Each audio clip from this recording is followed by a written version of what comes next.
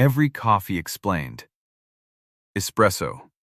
Espresso is not a roast of bean, but a highly pressurized extraction method invented to exploit industrial labor. In 1901, Milanese inventor Luigi Bezzera patented the first single-serving espresso machine. Bezzera was a manufacturing executive seeking a way to aggressively shorten his employees' designated coffee breaks. Boiling water over a flame took too much time, so he engineered a machine that forced hot water through compacted coffee grounds at 9 bars of atmospheric pressure, reducing a 10-minute brewing ritual into a 30-second transaction. The resulting liquid was dense, syrupy, and capped with a golden crema. This innovation did not stem from a desire for superior flavor or artisanal craft. It was a purely capitalist mechanism designed to get workers back to the factory floor as quickly as possible. The intense concentration of caffeine also served to directly accelerate manual labor. Modern cafe culture views the drink as an expensive luxury. Bezzera viewed it strictly as a chronometer. Capitalism rarely tastes sweet. Before moving further, I would like to ask you to like this video and subscribe to our channel so that you get updates for all of our future videos. Kopi Luwak.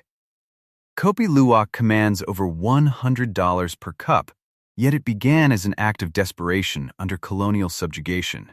During the 19th century, the Dutch established strict cash crop plantations across the East Indies.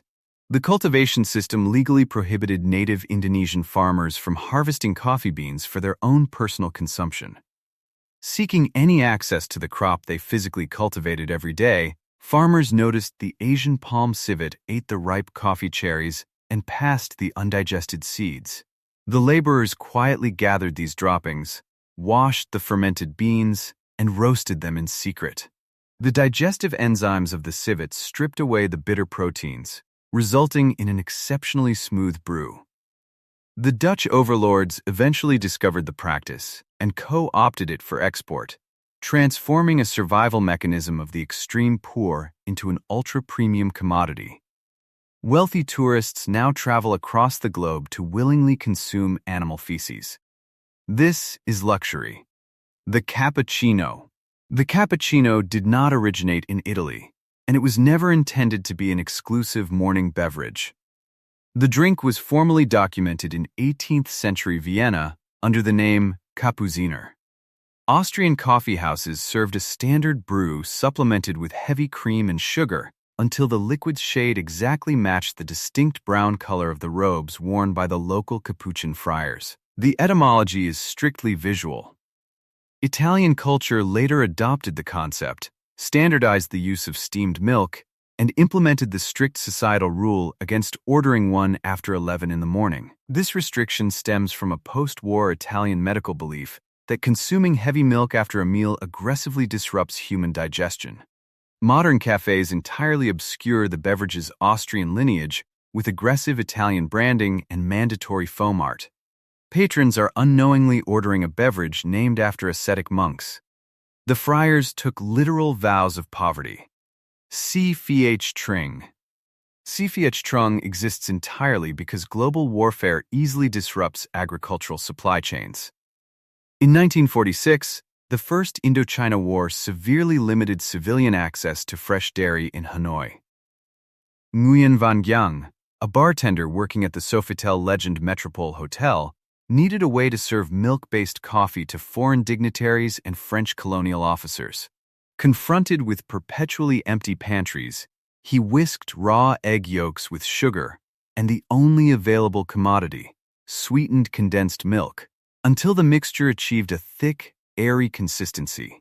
He poured this pale foam directly over harsh Robusta espresso. The heavy bitterness of the Robusta bean cut through the dense fat of the egg, creating a beverage that closely resembled liquid tiramisu. Giang ultimately left the hotel and opened Café Giang to sell his creation to the general public. Scrambled eggs function adequately as a dairy substitute. War makes culinary innovators of everyone. The Americano. The Americano is a direct byproduct of American military expansion and deep culinary intolerance. When Allied forces occupied Italy in 1943, American soldiers encountered local espresso for the first time. The dense, highly concentrated shots severely offended palates accustomed to the weak, high-volume drip coffee served endlessly in American diners. To appease the occupying forces, Italian baristas began pulling standard shots of espresso and diluting them with large volumes of hot water in a larger ceramic cup. They named the resulting concoction the Caffè Americano as a mild, unmissable insult. A persistent myth claims the Americano is simply a different, fancier name for standard drip coffee. It is not.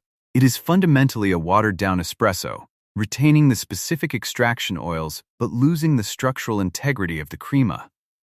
The drink survives globally as a testament to the stubborn refusal to adapt.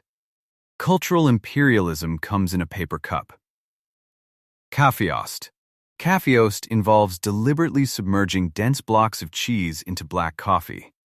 The Sami people of northern Scandinavia have practiced this exact ritual since at least the late 1800s as a highly efficient method of caloric loading. The harsh Arctic environment demanded extreme high-fat diets for nomadic reindeer herders. They utilized lipejusto, a baked cheese made from the rich colostrum milk of a recently calved cow or reindeer. The cheese is heavily dried to preserve it through the long winter, rendering it completely solid. When submerged in hot, black coffee, the cheese softens without melting, absorbing the bitter liquid like a dense sponge. The drinker fishes out the coffee-soaked cheese chunks with a wooden spoon before consuming the remaining fat-slicked liquid. It served as a complete, highly portable breakfast for laborers working in sub-zero temperatures. It provides massive energy in a frozen wasteland. Cheese is an extreme survival tool. The Frappuccino. The Frappuccino was created in 1992 by George Howell at the Coffee Connection in Cambridge, Massachusetts, explicitly to compete with cold beverages during the retail summer slump. Howell utilized a soft-serve ice cream machine to blend cold espresso, sugar, and milk into a thick slush. Starbucks did not invent the beverage. The corporation purchased Howell's entire 23-store chain in 1994 for $23 million entirely to acquire the exclusive legal rights to the Frappuccino trademark. The acquisition altered the trajectory of modern coffee consumption forever. Today, sugary blended drinks account for nearly 80% of all global coffee shop revenue, effectively subsidizing the entire specialty coffee industry. The original recipe featured strong coffee flavor and minimal sugar. Modern iterations closely resemble thick milkshakes topped with whipped cream, caramel syrup, and crushed cookies, containing absolutely zero actual coffee. An entire industry relies on children consuming liquid sugar. Adults pretend it is coffee. Café de olla. Café de olla owes its enduring existence to the brutal logistical demands of the Mexican Revolution. Between 1910 and 1920, female soldiers known as Adelitas successfully managed the encampments and supply logistics for the massive revolutionary armies. They urgently required a beverage that could provide immediate caloric energy and physical warmth to soldiers stationed in freezing rural mountain passes. They brewed raw, unprocessed coffee grounds in massive earthen clay pots, heavily fortifying the liquid with piloncillo, a raw cane sugar, alongside thick cinnamon sticks and cloves. The unglazed clay pots imparted a distinct, earthy minerality to the beverage that absolutely cannot be replicated in steel or glass vessels. The aggressive spices effectively masked the extremely poor quality of the wartime coffee rations. The drink transitioned from a military necessity to a cultural hallmark of rural Mexican hospitality. Revolutionaries marched on sugar and cinnamon. Warfare requires heavy sweetening. The flat white. The flat white is the subject of a bitter, completely unresolved intellectual property dispute between two neighboring nations. Australia aggressively insists the beverage was invented at Moore's Espresso Bar in Sydney in 1985, while New Zealand stubbornly claims it was created at Bar Bodega in Wellington in 1989. Both claim absolute ownership. The truth remains entirely lost to cafe history. The drink consists of a double shot of espresso, topped entirely with microfoam steamed milk that has been thoroughly aerated to create a velvety texture without the stiff, dry bubbles of a traditional cappuccino. It originated as a firm rejection of the massive, overly foamy beverages that dominated the 1980s. Consumers wanted a drink that tasted strongly of coffee but felt smooth on the palate. The milk is poured so that it integrates seamlessly with the crema, leaving a flat, unmarked surface. Two entire countries are currently fighting over warm milk. The Pharisaer. The Pharisaer was invented in 1872 on the North Frisian island of Nordstrand in Germany to actively facilitate public drunkenness during formal religious events. Gustav Blair was the local ascetic pastor who strictly forbade his congregation from consuming any alcohol. To bypass this restriction during a local christening, the attendees brewed overwhelmingly strong black coffee and poured heavy amounts of Jamaican rum directly into the mugs. To prevent the strong alcohol vapors from reaching the pastor, they capped each mug with a dense, impenetrable layer of heavy whipped cream. Drinkers quietly sipped the rum-spiked coffee through the dairy barrier. When Blair inevitably discovered the deception by accidentally taking a sip from the wrong mug, he reportedly shouted, "Oh, you Pharisees!" Comparing his congregation to biblical hypocrites. The name became entirely permanent. The beverage is now a registered intellectual property under German law. Piety is easily bypassed by dairy. Latte. Ordering a latte in an authentic Italian bar will instantly result in a tall glass of cold, plain milk. The word simply means milk in Italian. The modern Caff latte was standardized in the 1950s at Caff Mediterraneum in Berkeley, California. Lino Majorin, one of the owners, noticed American customers repeatedly returning traditional cappuccinos to the counter, complaining the flavor was far too intense. In response, he began diluting the espresso with vastly larger quantities of lightly steamed milk, eventually placing the exact ratio on the permanent menu to streamline orders. The beverage transitioned coffee from a harsh, concentrated stimulant into a comforting, high-calorie morning ritual. It fundamentally shifted the coffee shop demographic from working-class men seeking energy to affluent consumers seeking relaxation. The modern latte is mostly warm milk acting as a highly profitable vehicle for artificially flavored syrups. The espresso is merely an afterthought. Kopi Gu. Kopi Gu involves roasting coffee beans in an iron wok with cheap margarine and sugar, before serving the brewed liquid with a thick slab of butter floating on the surface. This practice originated in the 1930s within the busy kopitiams of Singapore. Hainanese immigrants established these coffee shops specifically to serve local dock workers and manual laborers. The heavy butter served a highly specific purpose. It provided an immediate, massive influx of cheap calories necessary for backbreaking manual labor in extreme tropical humidity. The fat also successfully neutralized the harsh tannins of the cheap Robusta beans available at the time. Decades later, affluent technology executives in Silicon Valley heavily popularized bulletproof coffee, falsely claiming that blending grass-fed butter into expensive espresso was a revolutionary biological hack for cognitive optimization. They merely gentrified a Depression-era survival mechanism. Wealthy investors frequently discover things the working class invented a century ago. The cortado. The cortado is an exercise in strict mathematical ratios. Originating in the Basque region of northern Spain in the early 20th century, the beverage strictly demands exactly equal parts espresso and steamed milk. The name derives directly from the Spanish verb cortar, meaning to cut, because the precise volume of milk strictly cuts the high acidity of the dark roasted coffee.